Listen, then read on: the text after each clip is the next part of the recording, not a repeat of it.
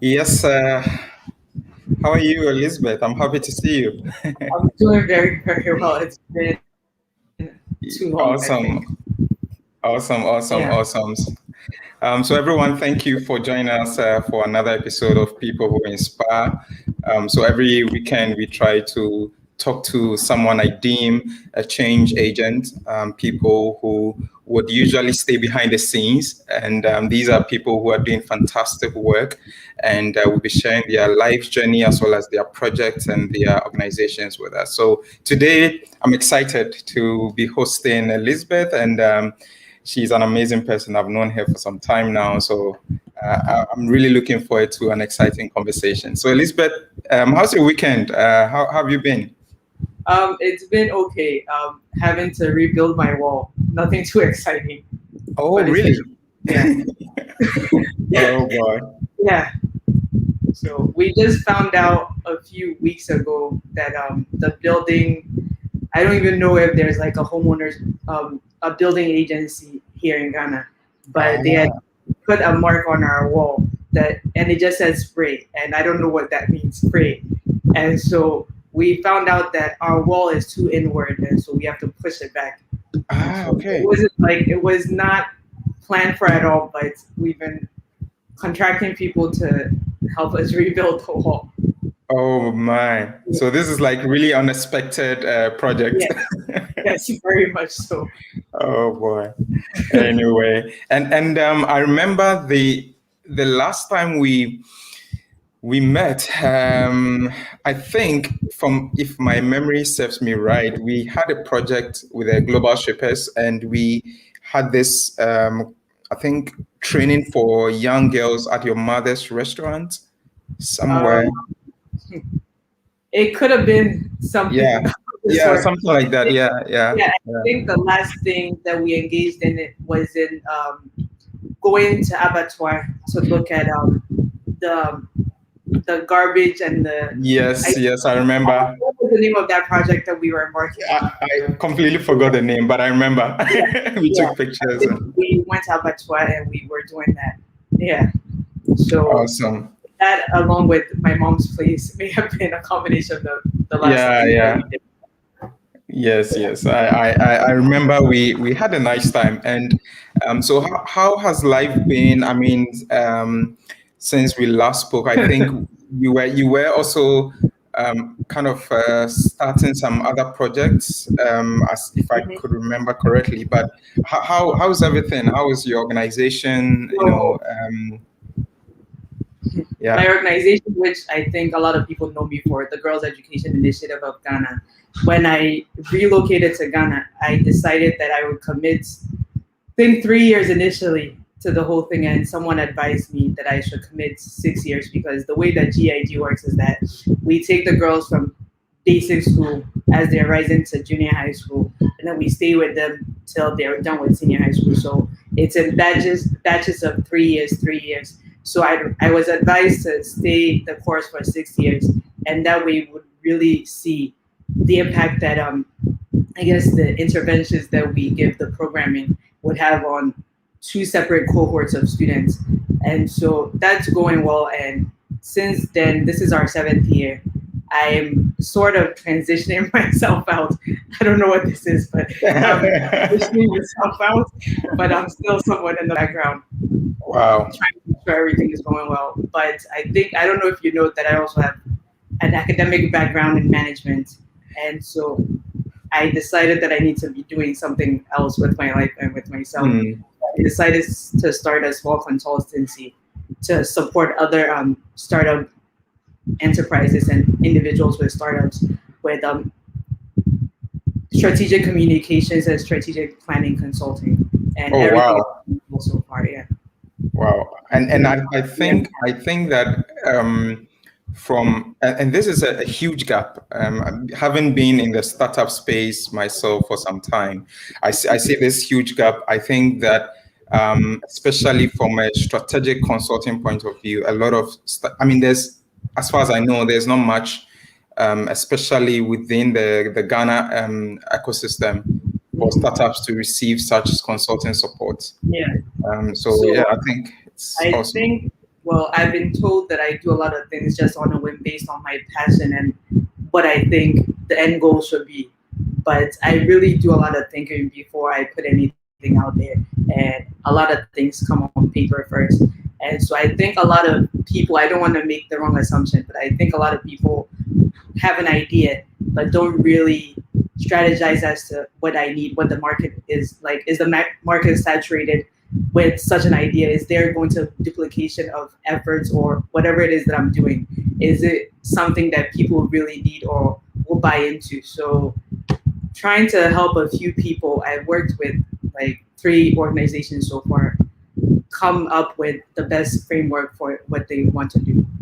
Wow. And I'm hoping that very soon we'll see, let's say your consultant firm collaborating with Kumasi Hive, because we also, we also kind of, basically we have some, I think we currently have this collaboration with the International Trade Center, and I secured a grant. And one of the key, let's say, gaps that I identified was, could you imagine that the 20 shortlisted startups, I think just about 2 or 3 had any form of records or any form of like literally they've been operating, but there's no record keeping, you know, and it's not something that I have to imagine. I believe it. Yeah. A lot of people just feel like, okay, I want to do this, and if I do this, and if I have, when I first came to Ghana, I thought everybody was just on Twitter. Like if I could get my idea to be trending,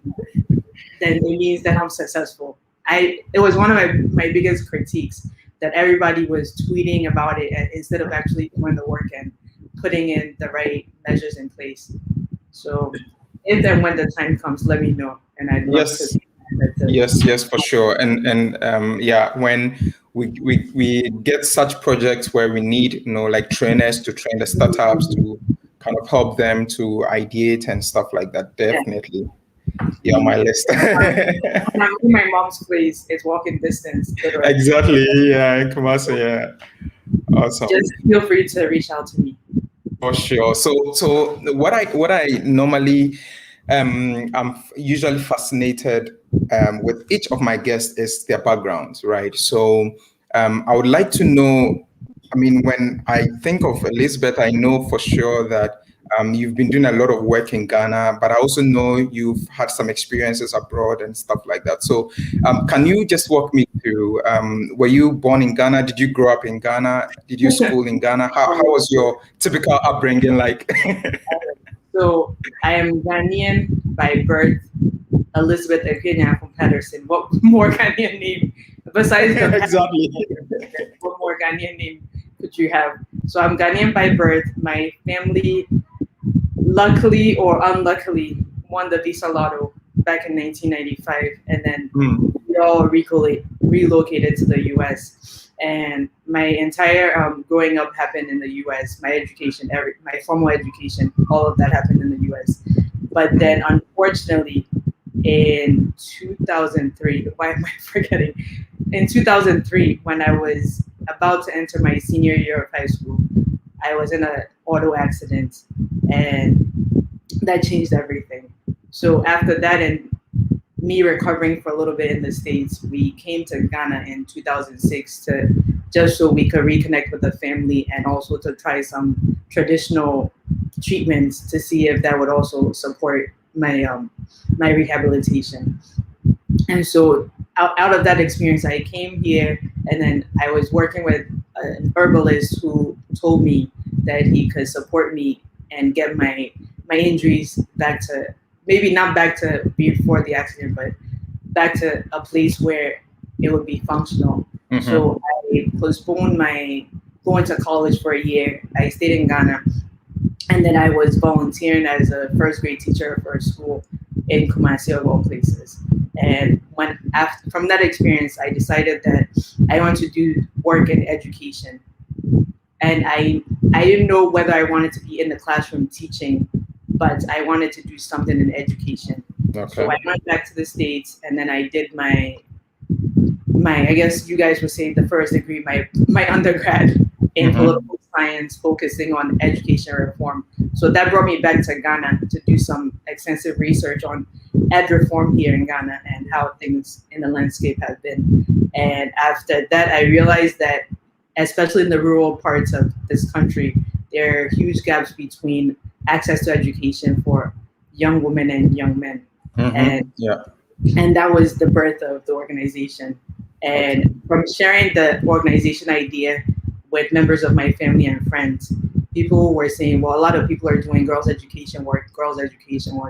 So why don't you bring your personal experience a little bit into it and do something with a spin? So decided to, again, when at this point in time, I was in grad school and we took a trip to South Africa, and I decided to look at South Africa compared to Ghana and how we deal with disability and inclusion, especially in education. And I found that still similarly, while there's discrepancies for gaps in education for girls, imagine if you're a disabled girl trying to also access education, you know? I think one of my professors said, if you're a girl, you're already invisible, but if you're a girl with a disability, you might as well count yourself out. So that really pushed me to want to form this organization, and I've been here since 2014, 2015, and been putting in the work, and I've known you for a major part of that experience. So, yeah. Wow. And I thanks for that. So I mean, when you were growing up, did you have like an idol, someone you looked up to, and like your motivation? What is your motivation really like growing up? Who was your motivation? I don't like it when I get this question because I feel like I'm always cornered to say something kind of cliche and say it's my mother. Yeah. I think my teachers in school were my biggest motivation because they all believed in me. I went to Matis of Uganda in Kumasi and Santase. They believed in me and all their students, and they wanted the best for us. And outside of my teachers, my parents were always our biggest cheerleaders. And I say myself and my sister. So they were our biggest cheerleaders, always pushing that we would get whatever it is that they were not able to get. They wanted that for us. So it was my parents motivating us along the way to make sure that education was the equalizer for us, so we could also get somewhere in life. And as my dad liked to joke around during my graduation, I need to pay him back for something. And is your dad in academia, or like any of your parents in academia? No, they're both lifetime bankers. They both worked at SSB Bank for when SSB, yeah, they both worked at SSB. And then when we went to the US, my mom transitioned back into banking after a few jobs here and there. And then my dad worked in management at the Jacob Javits Center. I don't know if you're familiar with it. It's an event center, like a big event center in New York. Yeah. When COVID first hit, they were having people there. They turned the Javits Center into a makeshift treatment area. Yeah. As a supervisor for some time. And I mean, you talked a little bit about how you went into, let's say, your whole organization, how everything came about. But if we look currently, I mean, in Ghana, like you rightly said, if you are a woman or you're a girl, you are society kind of, you're already starting off as someone who is disadvantaged in a way. And then if you have some form of disability, then it means that comes on top of it. And I mean, from the work that you've been doing with these young girls, is your focus really on just girls or girls with disability, or you cover everything? We cover everything. Blankets, girls number one, right? Okay. And then we've had girls who, through our organization, we found that they had learning differences. We don't say disabilities, they have learning differences. After coming to Saturday classes and one-on-one sessions that our staff and other teachers have had with them, we found that they learn a little bit differently. And because of my experience and some of the research that I've done, I was able to pick up on if a girl's reading slowly or if anyone is reading slowly, it's not just because something's off. I always feel like maybe there's something deeper and we should delve into it. So in the first year, we identified, I think, 3 girls who were struggling to read with literacy. And then and subsequently, another girl joined us later on, and she had huge issues with recognizing numbers and like just doing in general. So she had literacy and numeracy issues. So we were able to find a center, is Achimota, I think is the Achimota Center for Disabilities or something. And at the time, there was only one specialist there. I think Dr. Mora.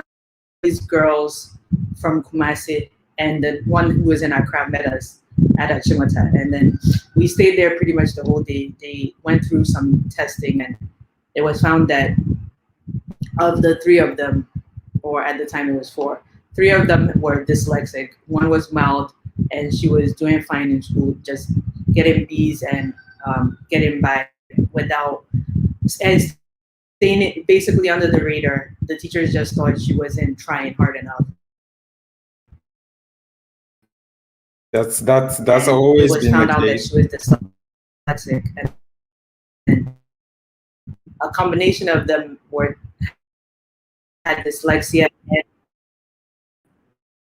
we got the professional and took it to the schools, explained the head of school and the teachers what these 2 learning differences are. And I remember so distinctly, I think it was the assistant headmaster at the time, told me, "Oh, she's just dumb, she's not trying."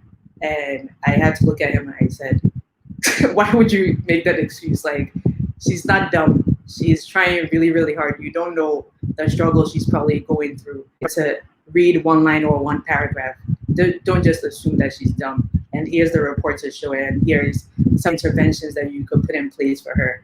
So work with the school to give her, I think, an additional 30 minutes for each exam. And then when they had essays or something that they needed to take home, I think the students were able to get the topics at a time, maybe a day before everybody else in the class. That way they were able to prepare a little bit better and write their essays more better, and then present themselves in the best way possible. So this all comes from my experience. I talked about my accident, but after my car accident,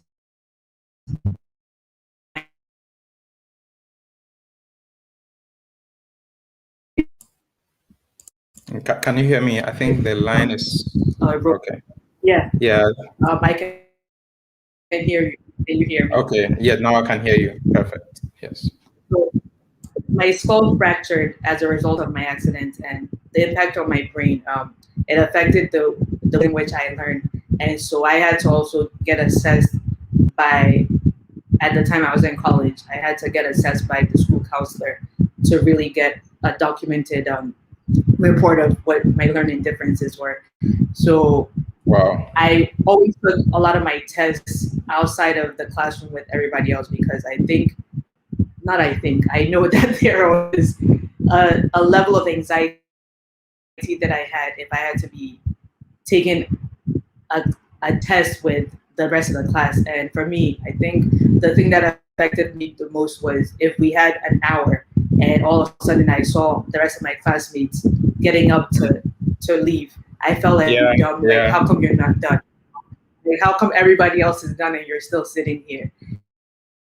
With that report, I was able to go to the counselor's office and provided an additional maybe 30 minutes, I think in some cases even up to 2 hours extra if I needed it, to finish my assessments or my exams. And so that was really, really impactful for me. And that's one of the only ways I was able to get through college and grad school. And so based on that knowledge and that experience, I spoke to the school at these young women's school, and I told them, "Do you think I'm dumb?" And he told me, no, you can't be dumb. And I was like, well, then they're not dumb either. So just give them the proper accommodations and then they'll be fine. Right now, one of these girls that I'm talking about is at K University. Oh, And wow. imagine has she been like told that she's dumb. Imagine how that would have made that would have changed the trajectory of her life, right? And her education. She's now at KNUST and I'm sure she's doing very well. And the other one graduated from and I know she's doing an internship here, an internship there, and is awaiting admission for school. Wow. So and Elizabeth, this is why I love what you do, because there's a general notion that students who kind of are struggling academically are generally dumb. That's the general notion that we when we're brought up, oh, this Akola Widias, that kind of thing, and we write a lot of people off, and I feel that our teachers at that stage either are not knowledgeable enough, like they are not really taking through these aspects of learning. They're actually the psychology of learning, what goes into learning, right? And so I feel that, I'm just thinking now, the number of young people who have been told they are dumb and as a result never continue their education. I'm just thinking through. Crazy. So GEIG has this where I think under new leadership, but I'm still there in the background. But I'm transitioning to someone who you know very well, Marte. He's the new director of GEIG, and so he wants to do more advocacy work for the organization. And now we have someone I know, really. Yeah, Andrew's Larson. You don't know him. No, the line is breaking, so I didn't hear. He was at the high. What name did you mention? Andrew's Larte, Andy. Oh, I know Andrews very well. I know him very, very well. Okay. I know we're all very connected, of course. Yeah. So he wants to do some advocacy work on behalf of the organization, and he started this WhatsApp chat for us, and it's the GEIG advocacy group. And I don't know if you're familiar with the new standardized test that they want to introduce at I think it's 4th grade or class 4. I heard at the that from basic the level minister. of school. They want to start testing. Yeah, they want to start testing each kid. And as someone who has experience going to school and working in schools in the US, I know that rigorous testing is really not the way to really assess if a student is learning or not. Yeah, so we've been having some heated discussions on the page. Yeah. I like that, because when I heard that from the minister, I was just thinking, so another test, why don't we rather prepare our teachers to identify potential in the kids? I spoke with Golda a couple of, I think, 2 years ago, and I was doing some thinking about gifted kids, right? So we have, there's a spectrum. There's a spectrum of kids that we deem as struggling, and then there's another spectrum of kids who are extremely, in the upper echelons, if you put it that way, of the learning, curve. And these two extremes suffer because there's nothing in our system to identify gifted kids who are like exceptionally good. And I really think about the fact that these kids will be struggling as well, because sometimes their results of these gifted kids have their results looking very bad, and we think that they are dumb, but like either they are frustrated with what they are learning, or something. There's always like a root cause, and then what's your take on that? Really good. I think there are some people who are really good test takers. Like if you give them a Scantron with an exam and you want them to bubble in the answers, there's some people who are really, really good at it. And I'm not one of those people. So if if I had to bubble in answers on a Scantron, trust me, I would my vision, which has been affected as a result of the accidents, will be scanning everywhere. After like bubbling in maybe half of the scantron, I would be confused and I would have to put a ruler and really determine where the next question is and where I would have to bubble it in. But I brought that conversation up because apparently as part of these reforms, teachers are going to have to go through like frequent trainings in the form of something called learning communities or something. And me having experience here in Ghana, I really wonder if the teachers will take it seriously and not just be still stuck in the old ways of looking at things and come and write stuff on the board and expect like, okay, I wrote it down, you should go home with it memorized, and then next week we have an exam, so you should be able to do it well. So that's why I brought that up. But I really hope that they call on people like you, your organization, yourself, your experience to gather input. I mean, I think it has to be a consultative approach, rather than just some form of another standardized, bureaucratic stuff. And I was questioning, and I posted a group like, does anyone know who's responsible for coming up with the exams itself? Because I don't want it to be just another form of making money, for whatever, like the government or anything. I'm supposed to be nonpartisan, and I will try. I know. But I don't want it to be like, oh, we've outsourced exams or test taking to a private company, and all of a sudden, people are now trying to make money out of the kids by coming up with exam after exam and not really determining whether, if Prince is good at stats, right? Like, what career path can he go on? Or if I'm good at writing and like public speaking, what career path can education or school get me to go on?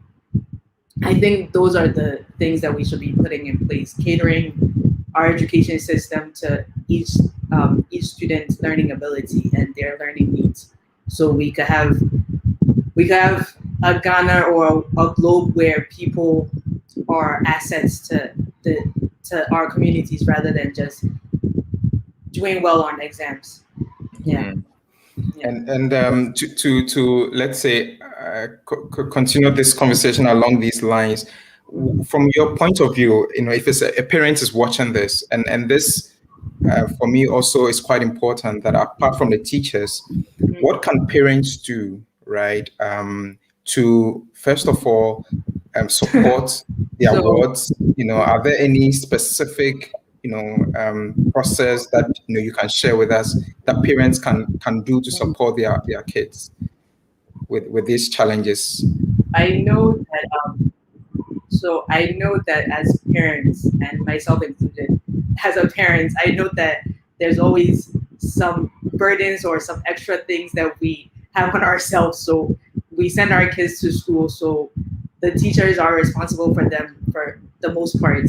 But for me, I tend not to talk about my personal life publicly. So I have a 2.5-year-old son who from birth till now, I've been reading to him. We've been going over numbers. If we're driving somewhere, we count like how many streets, like how many street like signs do you see before we get to our destination? Okay. That's helping him with counting and his numeracy. Right? And my daughter is 8 months, and now I have my son reading the books that he was reading. And, like from the beginning, like I have him reading to her. I always say, read to your sister, read to your sister. And wow, it's amazing. Like at 2.5 years old, he's able to go to her. He says, I'm almost mentioning their names, but I will do my best not to. Yeah, that's fine. Let's read. What is this? What's happening in the book? And then this is what needs to be done. I know that as parents, there's a lot of responsibility on us, but we need to be as involved as possible in educating our kids at home, right? And I think in our pre-call before this, I shared something with you about, since my son went to preschool. Yeah. He comes home and you ask him, how are you? He says, we are fine. He says we are fine. And I just feel like he's being like trained, like it's group think, right? Good And thinking, yeah. imagine he's like 10 years old and he has to take one of these standardized tests and he's given a question like, if a teacher greets you, how are you? What will your response be? He's not gonna bubble in, I am fine.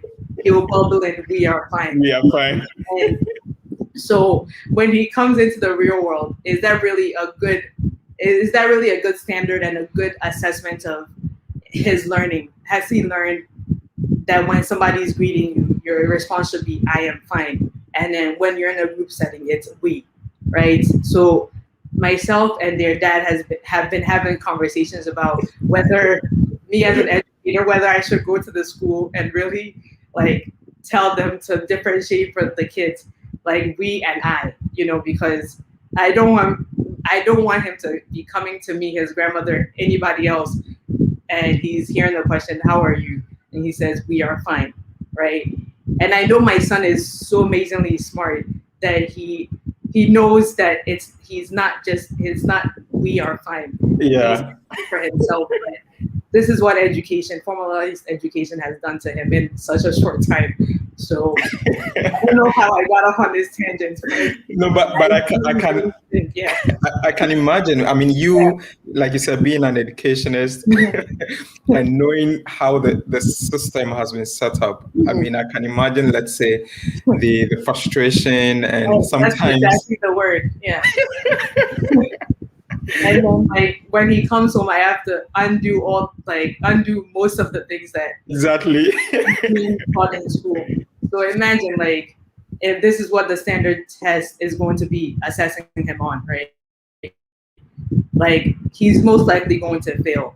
He's more than likely going to fail because he's being taught to answer certain things in certain ways. But as I said, I know my son is very, very smart. Like this afternoon, you asked about how my day is going. He said, I'm building a house. Like what? he took his blocks.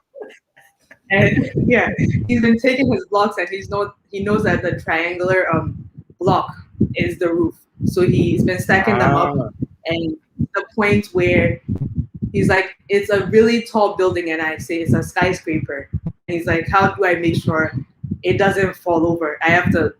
Then he uses both of his hands like to hold it in place. It's like I have to hold it in place so it doesn't fall over.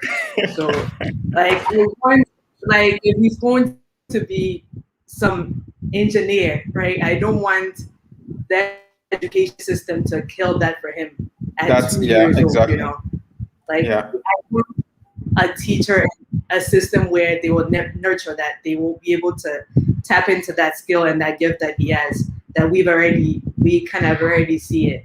Like at 2 years old, he wants to build homes with blocks. And I want someone to encourage him to keep doing that and not determine how smart he is just because I think at 2 years old, how old is your son? 18 months. Okay. Can he write yet? No. He's just been doodling. Okay. So my son has been scribbling. His favorite thing to do is scribble. And so I think by 3 he should be able to write the alphabet or draw like straight lines in hopes that he will start writing the alphabet. So I would want that some standardized test would not determine how smart he is just based on the fact that he cannot draw a straight line, right? But also to be able to determine that he's smart enough because he's been able to build a skyscraper out of his blocks. That's smart.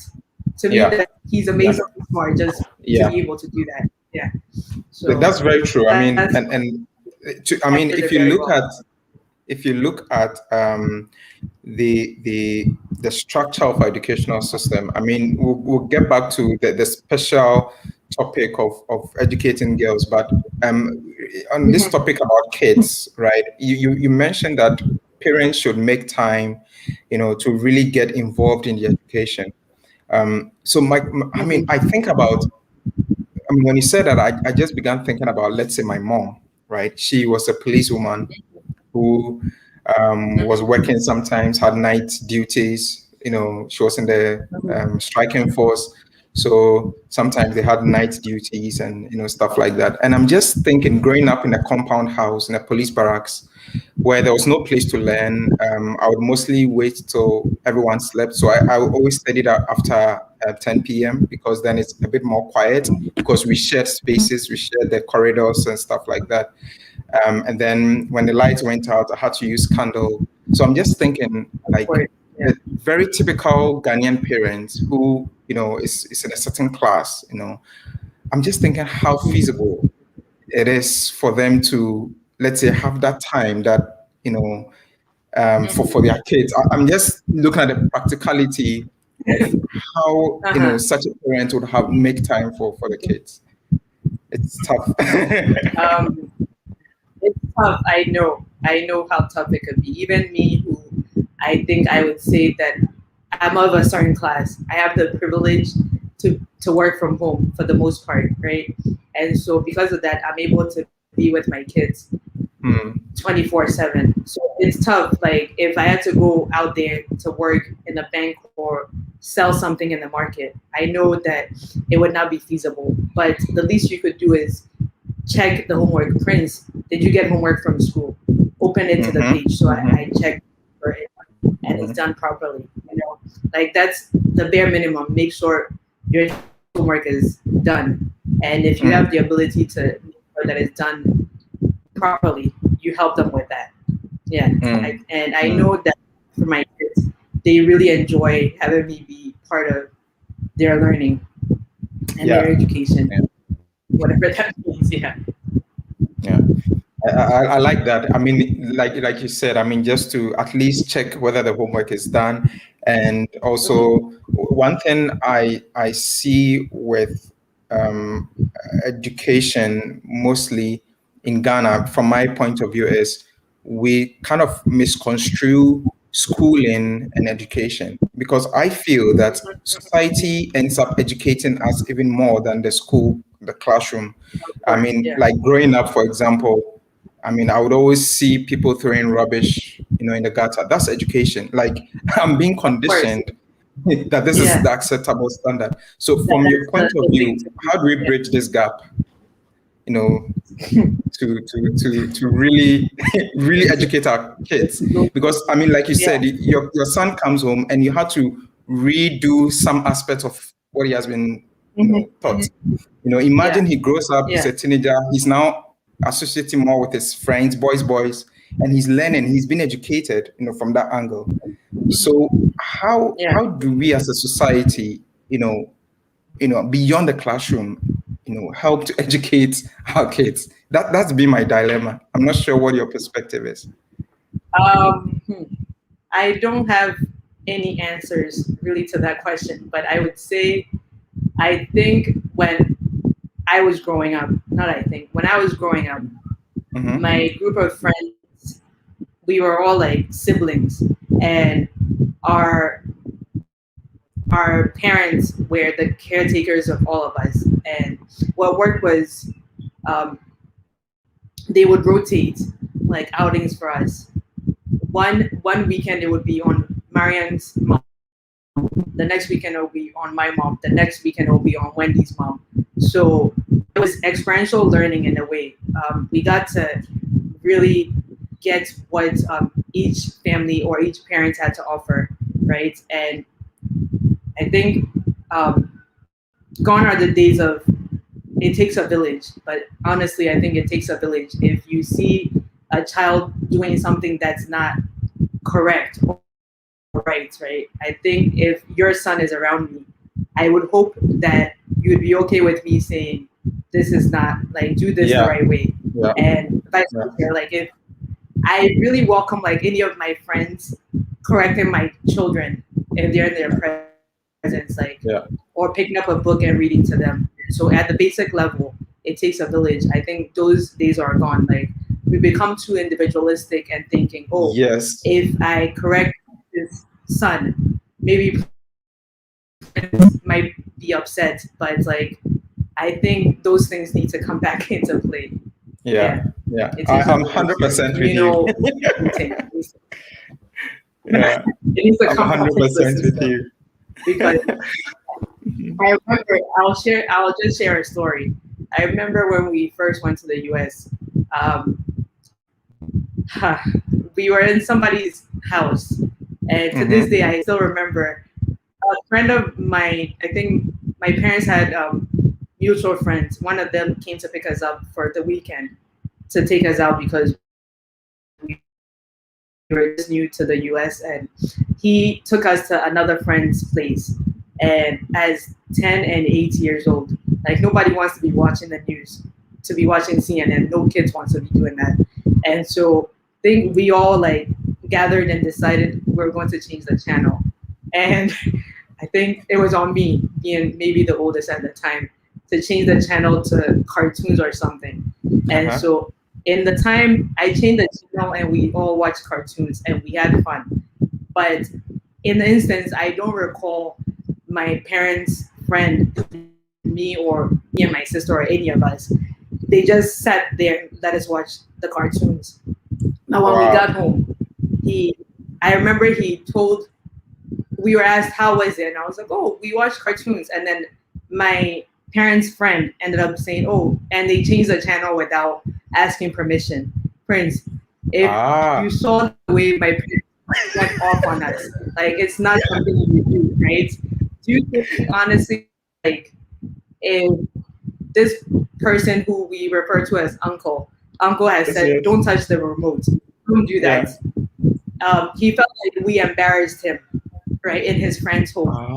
So do you think like if he had told us we would have been, we wouldn't have been saved that additional whatever the beating that we got when we got home? Discipline your children, like it's okay.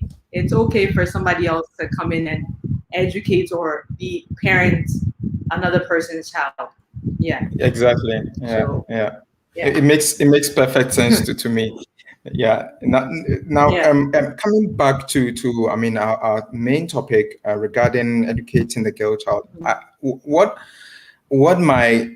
my reading and research is, kind of bringing out is there's been a lot of initiatives, campaigns, and it's almost like quite a platitude now for either our leaders or some CSOs to kind of rally around the girl child, and stuff like that. But I feel that the amount of let's say initiatives and the amount of buzz does not correlate with the kind of impact that we are supposed to get. So there's really a lot of literature and all that, but I feel that there's somewhat a disconnect, between that and the actual on the ground impact that we need to have.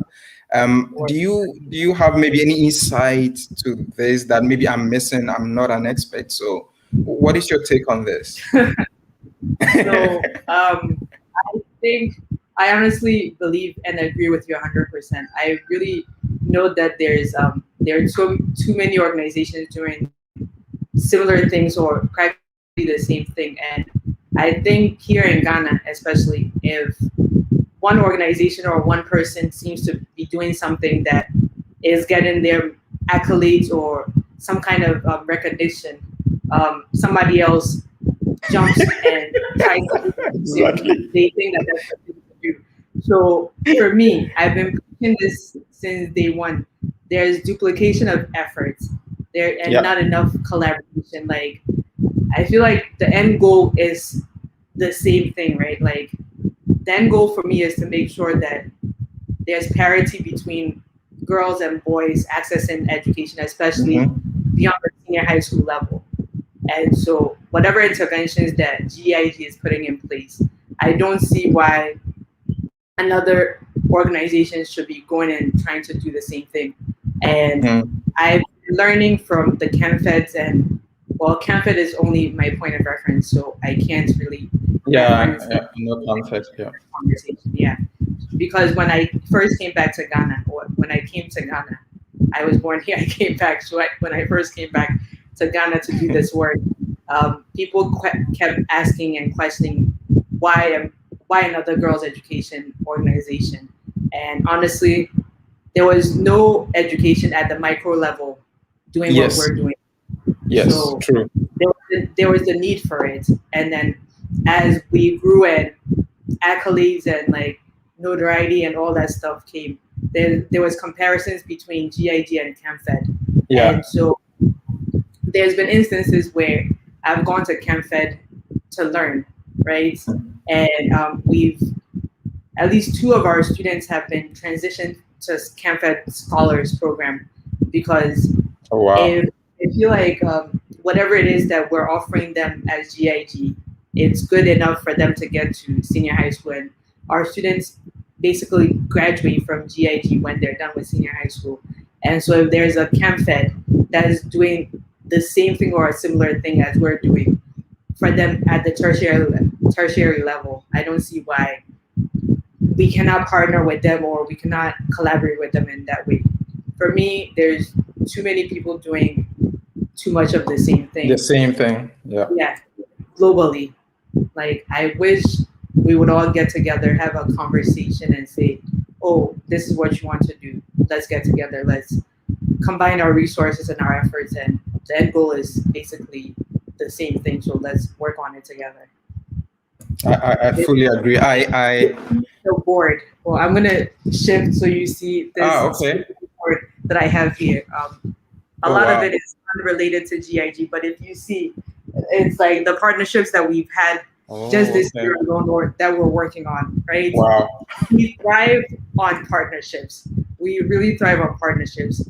As an organization that was started by myself, and then I came here and I hired one person to support me. And still, we only still have a team of 3 at any given time. Because I am of the mindset that if there are too many people involved in something, it might muddy the waters a little bit. So make it as lean as possible and let's get to work. And we really thrive on partnerships. And I'm not opposed to us partnering with people or any other organization, but there's too many people really duplicating what other people are doing. And I think if some of that would stop and we would decide to collaborate a little bit more, there would be greater impact in a lot of the work that we're trying to do. True. I'm with you on that.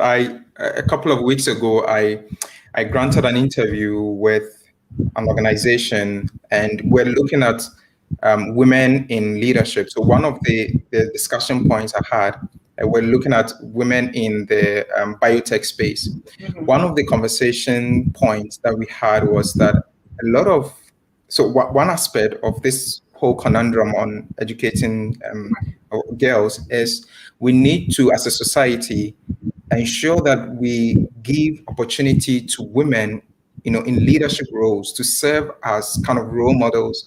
These are people that young girls can look up to. Like for example, if there's a young girl who can say, yeah, I want to be like Elizabeth, she's running this organization. You have paved the way. I mean, you become that kind of beacon of hope, right? So my question is this, that what can we do, beyond just the classroom again, to ensure that we champion this equal rights agenda, to ensure that women in society are given the needed platform and that kind of voice, right, to serve as a beacon for these young girls that you are training? I would say you hit it on the nail. Mentoring is key. Mentoring is key. Like, I didn't get to where I am just doing whatever it is that I'm doing. Somebody guided me along the way. And I remember when I decided that I was gonna move to Ghana and do this work, I served about a year at an organization called the Teak Fellowship. Shadowing Teak Fellowship is basically the model that GEIG is built upon. But Teak is not just single sex, it's for both boys and girls, and they serve students of lower income populations in New York City. And I'm a Teak fellow alumni, so I was able to go to TEAC and I shadowed the executive director and all the staff for some time, learning from them on how to run an organization and do it well. TEAC is going now on 20 plus years. So all I wanted to do was to build an organization that would last as long as TEAC has. And so to bring this back, they were mentors to me. Members of TEAC are still mentoring me each and every day. Some of their board members were initially people that I tapped into to read the Constitution and bylaws for GEIG. And also, I think I even asked some of them to serve as board members for us. But mentorship is key, right? It's like, we don't do anything on our own merits. Like, reach out to people. If somebody's watching this and feels like they think they can learn something from me, get in touch. I'm available to just talk to you about anything and everything that you want to discuss. Mentorship is key, and I feel like I've criticized this model in the past. This speed mentoring thing, and not to knock any organization that does this, but I don't think you could really get a lot out of maybe 5 minutes, 10 minutes with a potential mentor, right? Just sitting there with them.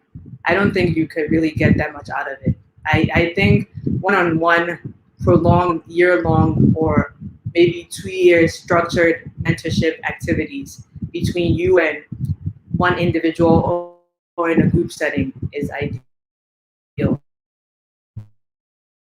Yeah, that's I feel like that's there true. was more structured mentoring within them and in our professional systems. Students could really be learning a lot and be contributing in meaningful ways. So I would say mentorship, and like as we're entering the professional realm, it's so key for us to gain on-site experience, like get our hands dirty, take internships and apprenticeships, shadow someone for 3-month period, whatever it is. Like, go in there. Oh, Prince, I admire you. I know what you've been doing as an entrepreneur. Not teach me your ways like a guru or anything, but I want to learn from you. Can I come and be your assistant? Let me learn from you. And I've taken on some unpaid internships and fellowships along the way, and I know that those opportunities really groomed me to be the professional that I am to this day. But I don't want to say unfortunately, and I understand where it comes from. Within Ghana, if somebody comes to you and asking to be a volunteer, one of the first questions they ask is my pay, like how much money. So I feel like we need to really hone in on the fact that not all work needs to have some gain at the end, monetary gain at the end, where you'll be taking home a paycheck or a stipend, and just experience also is key. I think those two things should be really well incorporated into our society and our education system. Mentorship and professional development and advancement. Yeah, I can relate with the volunteering aspect of a lot of I remember when I was on campus, I started my first organization around second year undergrad, and a lot of the people we spoke with would these were students. They had no idea what it meant to volunteer, and I used to tell them that after senior high school, that 1 year gap, I volunteered that 1 year gap with the Scripture Union Ghana head office. I was in charge of about 35 schools in Accra West. And I remember I used to trek on foot because, it was a non-paid something. So, and that organization would, also depended on like donations. So there were certain months where there was not enough money for transport. So I used to walk, I'll walk from one school to the next, from Dansuman to Awashi, I was walking on foot, just Wow. trying to Yes, yes. I mean, I did that during that period, and that's what I was doing. And from there, and this is a very important point because by the time I was completing my first degree, I had 3 years working experience because during my second year, I started an organization that was training students to prepare them for the job market, right? And we had trained at the time I was leaving school, we had trained about 2,500 students, various workshops and conferences. So it's very important, and all these were not paid, and by the time I was leaving, I had built my confidence, and stuff like that. So I fully agree with you. Now, Elizabeth, my last set of questions is, how does GIG work, right? So how do you get your cohorts? What is the process that a typical girl would go through with your organization, right? So can you walk us through that process? So, as I mentioned before, we do our recruitment every 3 years, but now under new leadership, I think things are going to change. We will be recruiting with, I guess, because of free SHS, we're going to focus more on senior high school and tertiary level and professional development work. So, but I will speak to what I had been doing under um, my leadership, and now it has not changed. But so we were recruiting every 3 years. We are based basically in the Ashanti region and the Greater Accra regions. We are now in 6 districts in the 2 regions. So every 3 years, we identify 2 new regions or 2 new districts that we want to go into, and then we physically go into the schools and scout, go into the district, scout for schools there. We talk to the teachers, the heads of schools, and then we present our case. Where this organization, we're doing this for girls to advance themselves. We have a leadership development program and a mentorship program that, if you allow us, we will bring it to your schools. And we also have a weekend academic support session that, if the school is in partnership with us, it's open to non-GIG students. And so we would do that, and then the schools would hopefully, ideally agree and identify up to maybe 20 students for us to submit applications for them to apply to be part of GIG. And I don't want to say that we were creaming and just looking for the best of the best, but we were looking for academically talented students or students who showed promise, because some of them may not be excelling because of whatever learning difference that they may have.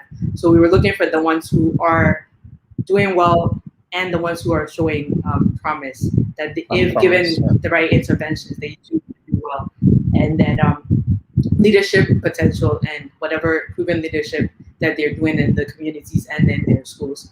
So they apply, they go through an interview process, and then we whittle it down to between 10 and 15 students. But in a lot of situations, we've had exceptions where we've had to allot slots for maybe 1 or 2 in addition to the 10 to 15 students that we normally have funding to cater for. And then they become part of GIG. They go through our rigorous program at the junior high school level. After school, we have after school sessions, weekend classes, and then once a quarter, we hold our Women Who Inspires leadership development program, which they all have to participate in, and it's supposed to train and develop their leadership abilities, so they too one day will become leaders in their own right. And when they're in senior high school, they get paired with one-on-one mentors of young professional women here in Ghana.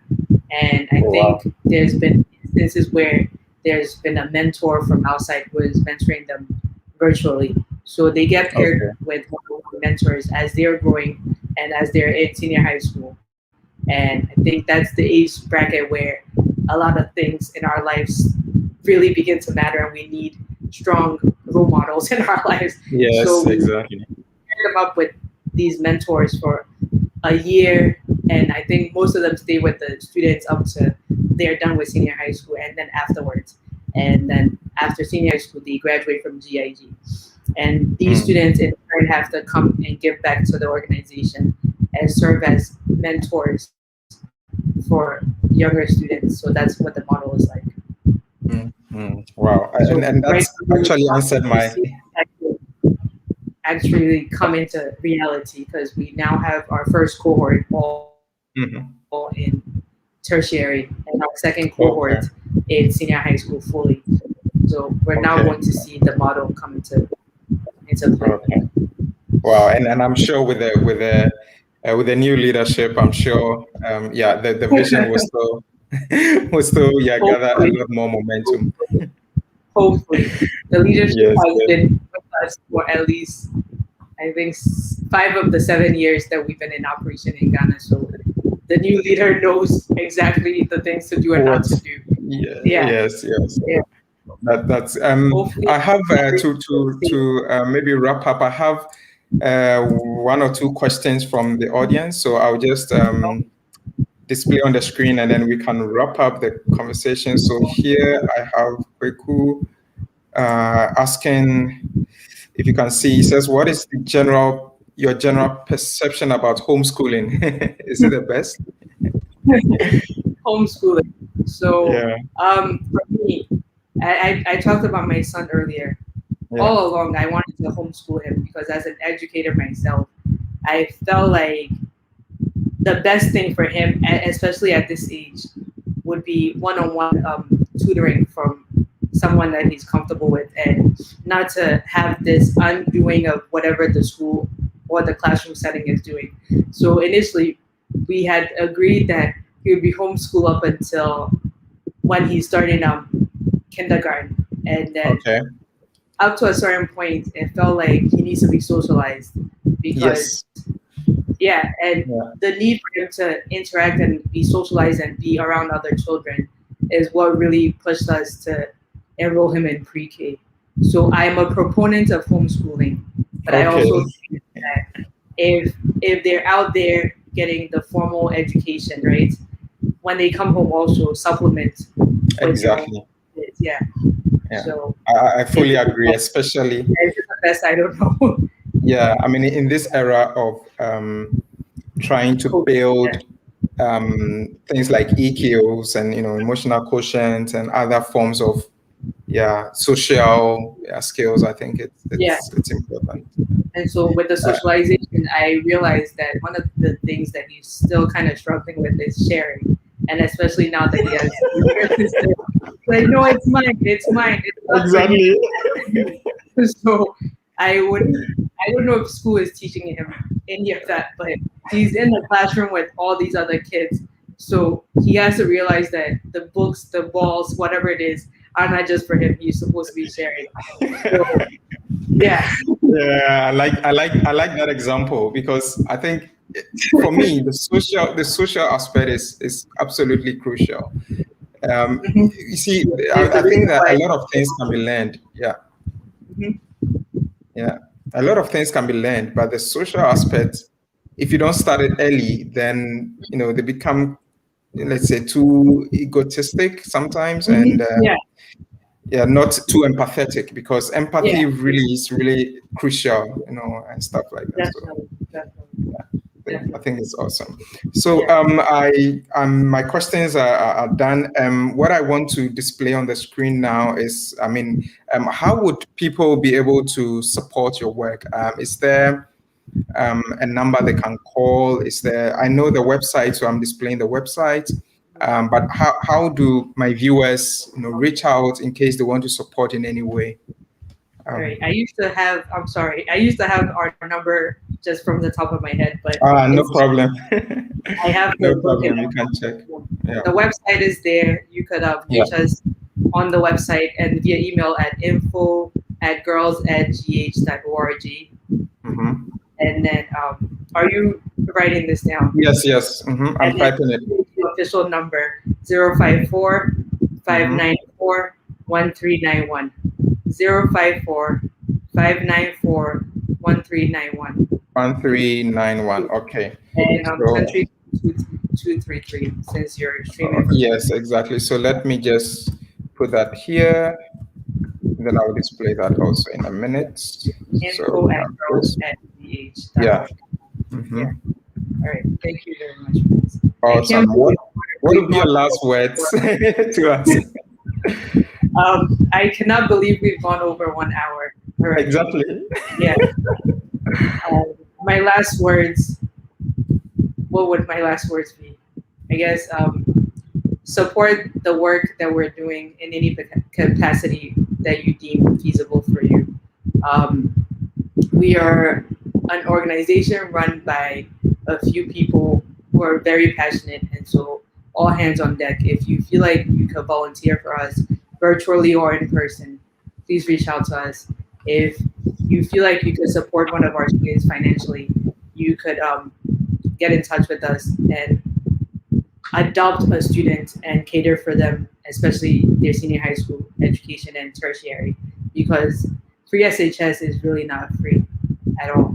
I wish people would, I wish my students would testify about how free it's not, because many occasions there, like just last week, I feel like I'm talking a lot. Just last week, one of my girls, I was calling this just to check in on how they're doing, and she says, "Oh, madam, they want me to bring in a sewing kit." And I said, "Elizabeth," her name is Elizabeth. I said, "Elizabeth, a sewing kit?" She said, "Yes, because they put me on the home econ home economics, and I need to bring my own sewing kit and sewing materials, and so and."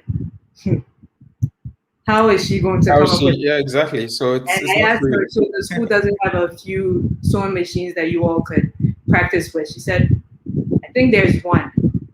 She told me, I think there's one, but they still want us to each bring our own, and needles and thread, and even basic things like scissors and cutting, scissors and puts and cutting, scissors and measuring tape and all that. And free SHS is not free. Definitely. Yeah, and she went to her aunt is her caretaker. Her aunt doesn't have the ability to cater for all these things right now, and so an organization like ours has to step in, because she's as much as we want her to be in school, we want her to also succeed and come out with some tangible skills and learnings for her own future. Because if not, why do we even exist? So if you feel like you have a little wiggle room at the end of the month to donate and sponsor a student, it's all on the website. Please reach out to us and we'll give you more details on how you can sponsor a student. So, thank you very much. And for all of you watching, thank you for staying with us. Elizabeth said, you can support, you can actually help this wonderful work that Elizabeth and the team is doing. So the email is now on the screen. For those of you who watch this later, info@girls@gh.org. And we have also the number on the screen, +233-054-594-1391. Just get in touch. You can support. At the end of every month, no amount is too small, right? And with the work that such an organization is doing, definitely your support would be appreciated. So thank you very much, Elizabeth. I know we are 10 minutes over time. Apologies for that, but it's been a wonderful conversation. Yes, and I'm very, very, I'm hopeful. The future is great with people like you doing what you're doing. Thank you very much. Just a quick one. Yes. Would you? Is this recorded? Yes. So it will be on the page, the link on the page on Facebook. I'll send you the link immediately after the session, and I'll share with you. Okay. Thank you very much, Prince. Thank you too. Yes. Have a nice weekend. Bye. You too. We'll talk soon. Bye.